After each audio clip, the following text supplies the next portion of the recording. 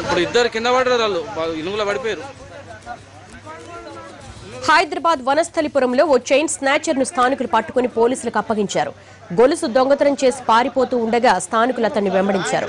ఓ ముళ్ల పొదలో chain snatcher పడిపోవడంతో అతన్ని పట్టుకుని చితకబాదారు. స్థానిక పోలీసులకు సమాచారం ఇవ్వడంతో వారు దొంగను అదుపులోకి తీసుకున్నారు.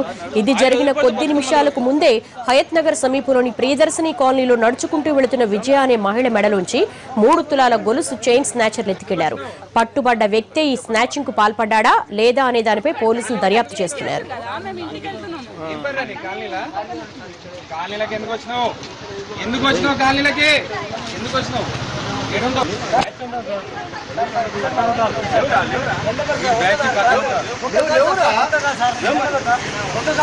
ఇప్పుడు ఇద్దరు కింద పడ్డారు, వాళ్ళు ఇనుములో పడిపోయారు.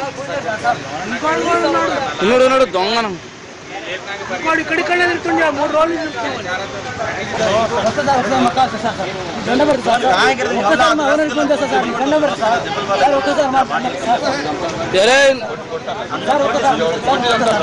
ఆయన వదిలిపడితే బతుకం మళ్ళీ వద్దు.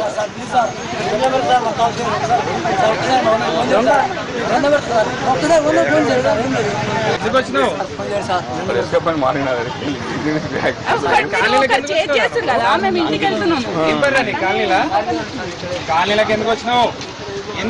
కాలనీలకి ఎందుకు వచ్చినావు?